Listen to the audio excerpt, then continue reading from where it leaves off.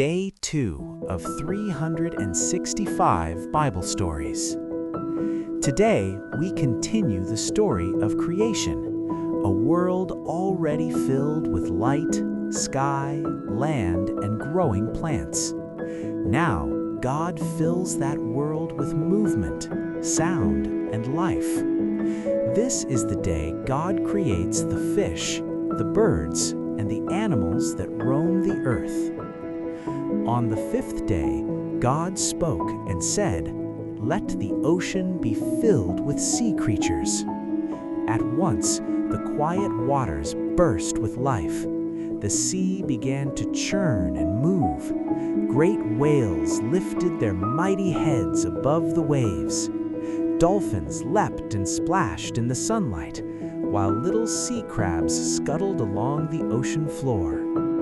God looked at the living sea, and he saw that it was good.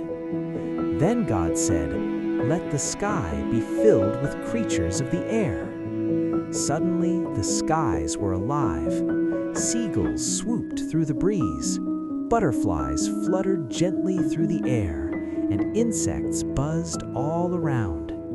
God created every flying creature, big and small, and he blessed each one. God was happy with the creatures of the sea and the air. Then he said, "Now for the dry land. Let the deserts, valleys, and mountains be filled with animals." And that is exactly what happened. Elephants trumpeted loudly. Giraffes stretched their spotted necks toward the trees.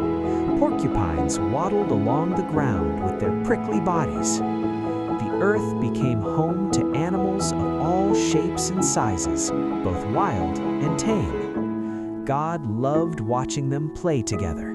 He was very pleased, and he blessed each and every one of them.